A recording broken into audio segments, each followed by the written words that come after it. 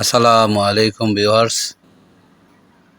Online বেতন নির্ধারণী pay ফিক্সেশনের ইনক্রিমেন্টের কি হয়েছে কিনা সেটা কিভাবে দেখবেন, বা ইনক্রিমেন্টের কাগজটি আপনি কিভাবে পিডিএফ আকারে মোবাইলে রাখবেন বা পিসিতে রাখবেন এবং পরে তা কীভাবে প্রিন্ট করবেন সেটা আমি দেখাবো।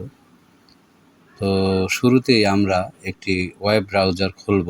মোবাইল দিয়ে, যদি আপনি মোবাইল দিয়েও করতে পারেন অথবা কম্পিউটার দিয়েও করতে পারেন। আমি কম্পিউটার দিয়ে দেখাবো। সেম কাজটি মোবাইল দিয়েই করবেন। এখানে আমি গুগল ক্রোম ওপেন করতেছি। আপনারা মোবাইলের যে কোনো ওয়েব ব্রাউজার খুলবেন, গুগল ক্রোম, অপেরা মিনি বা মজিলা ফায়ারফক্স। আমি গুগল ক্রোম ওপেন করতেছি। এখানে ওয়েব অ্যাড্রেসে লিখবেন www.payfixation.gov.bd এই ওয়েবসাইটটি লিখবেন। এই ওয়েব পেজে যাব, গিয়ে এখানে বিশেষ সতর্কবার্তাটি পড়ে নেবেন। তারপর আপনার পরবর্তী ধাপে যাবেন। পরবর্তী ধাপে আবার আমি প্রিন্ট নিয়েছি, আমি পড়েছি, বুঝেছি, এটা রাইট চিহ্ন দিয়ে এখানে আবার পরবর্তীতে যাবেন।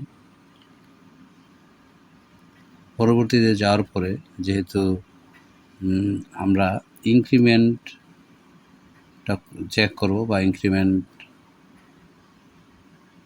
ইনক্রিমেন্ট যেই অপশনটি দেখতে পাচ্ছেন এটাতে আপনি ক্লিক করবেন। ক্লিক করার পরে হাতে ক্লিক করবেন।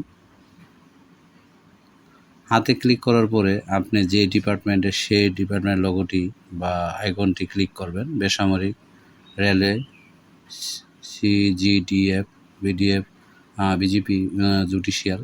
আমি বেসামরিক, যেহেতু প্রাইমারি শিক্ষক, এখানে ক্লিক করবেন।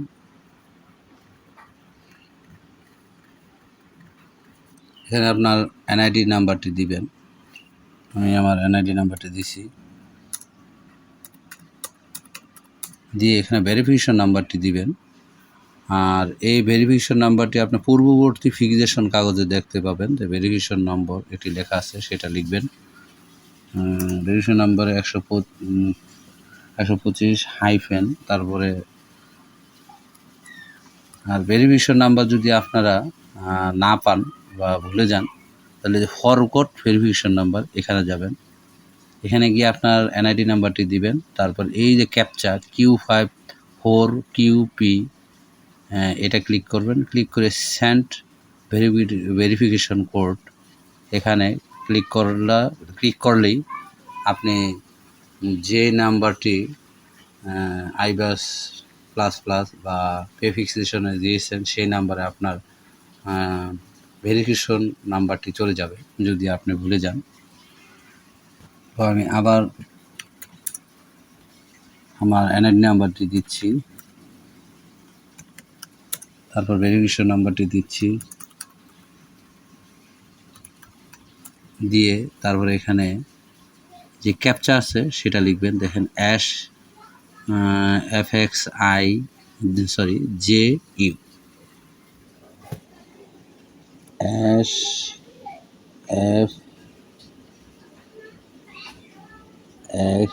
JU লিখে তারপরে লগ ইনে ক্লিক করুন।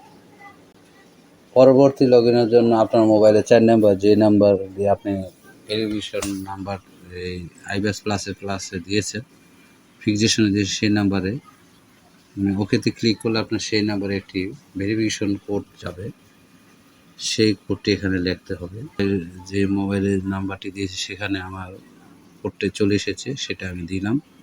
এটা এসেছে 9682 দিয়ে তারপর এখানে ভ্যালিডেট, এখানে ক্লিক করবেন।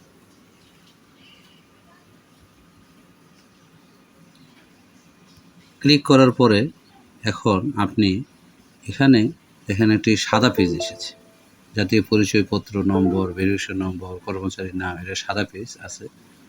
এখানে গিয়ে আপনার একটি কাজ করতে হবে, সেটা হলো এখানে ইনক্রিমেন্টের তারিখ, এই যে আইকনটি দেখছেন এখানে ক্লিক করবেন। ক্লিক করে আপনি ইনক্রিমেন্টের তারিখটি দিবেন, যেহেতু আমি 2022 সাল জুলাইয়ের 1 ইনক্রিমেন্টের তারিখ, এটা আমি ক্লিক করব। এখানে আপনি যে কোনো বছরের ক্লিক করলে আপনার ওই বছরের ইনক্রিমেন্টের কাগজটি চলে আসবে। 22 সালেরটি ক্লিক করলাম। ক্লিক করে এখানে গোতে ক্লিক করবেন। গোতে ক্লিক করার পরে দেখেন আমার ইনক্রিমেন্টের কাগজটি চলে আসলো।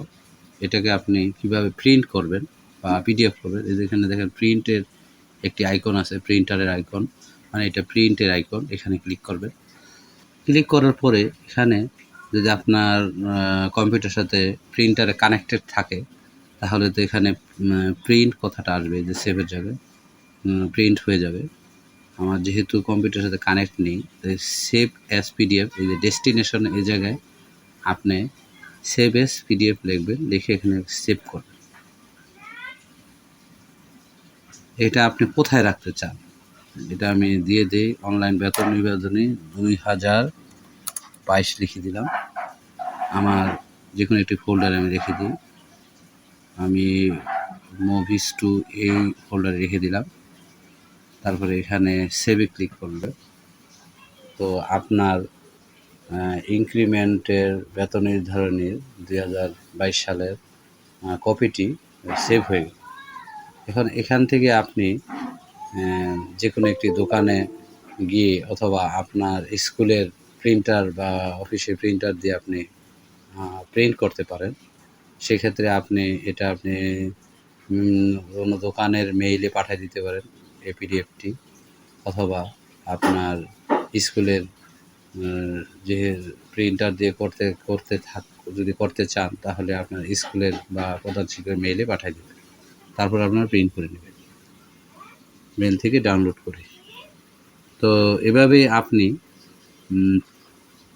ইনক্রিমেন্টের কাগজটি আপনি দেখতে পারেন সহজেই, এবং প্রিন্ট আউট করতে পারেন বা পিডিএফ আকারে সেভ করতে পারেন। তো শুরু থেকে শেষ পর্যন্ত দেখার জন্য সবাইকে ধন্যবাদ। আমার ভিডিওটি ভালো লাগলে লাইক করবেন, শেয়ার করবেন। অবশ্যই আমার চ্যানেলটাকে সাবস্ক্রাইব করবেন।